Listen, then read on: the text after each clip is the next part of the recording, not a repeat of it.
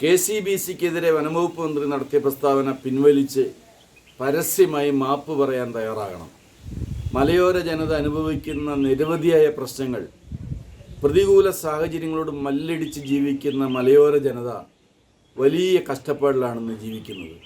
വന്യമൃഗ ശല്യം കൊണ്ട് പൊറുതിമുട്ടിയിരിക്കുന്ന ഒരു ജനതയാണ് മലയോരങ്ങളിലുള്ളത്. പാവപ്പെട്ട കർഷകൻ കൃഷിയിറക്കുകയും വന്യമൃഗങ്ങൾ വിളയെടുക്കുകയും ചെയ്യുന്ന ഒരു ദയനീയമായ അവസ്ഥ മലയോരങ്ങളിലുണ്ട്. സ്വന്തം ഭവനത്തിൽ പോലും കർഷകന് സുരക്ഷിതമായി ഇരിക്കാൻ പറ്റാത്ത സാഹചര്യമാണ് ഉള്ളതെന്നാണ് കൊല്ലത്ത് നിന്നും കോട്ടയത്ത് നിന്നുമെല്ലാം നമുക്ക് കിട്ടുന്ന വിവരങ്ങൾ. അവിടെ വീട്ടിൽ പത്രം വായിച്ചുകൊണ്ടിരുന്ന ഒരു പാവപ്പെട്ട കർഷകനെയാണ് കാട്ടുപോത്ത് ആക്രമിച്ചത്.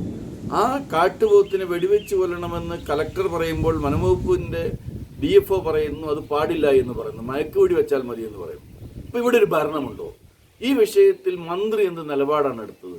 മന്ത്രി നിഷ്ക്രിയത്വത്തിൻ്റെ തടവറയിൽ കഴിയുകയാണ്. ഉദ്യോഗസ്ഥ മേധാവിത്വമാണ് വനംവകുപ്പിൽ നടക്കുന്നത്. ഈ മന്ത്രിക്ക് ആ വകുപ്പിൽ യാതൊരു സ്വാധീനവും ചെലുത്താൻ കഴിയുന്നില്ല. ഈ DFOയും ബന്ധപ്പെട്ട ഫോറസ്റ്റിലെ ഉദ്യോഗസ്ഥന്മാരും വനംവകുപ്പിലെ ഉദ്യോഗസ്ഥന്മാർ പറയുന്നിടത്ത് ഒപ്പിട്ട് കൊടുക്കുന്ന പണിക്ക് കേരളത്തിലൊരു മന്ത്രിയുടെ ആവശ്യമില്ല. ഇവിടെ ജനങ്ങൾ വലിയ പ്രതിസന്ധിയിലാണ്. വന്യമൃഗശല്യത്തിൽ നിന്ന് പൊതുസമൂഹത്തെയും കർഷകരെയും രക്ഷിക്കാൻ കൃത്യമായ നടപടി സ്വീകരിക്കാൻ യാതൊരുവിധ കാഴ്ചപ്പാടും ഈ മന്ത്രിക്കില്ല. ഈ മന്ത്രി കേരളീയ സമൂഹത്തിന്, മലയോര കർഷകരെ സംബന്ധിച്ചിടത്തോളം ഒരു അപമാനമാണ്.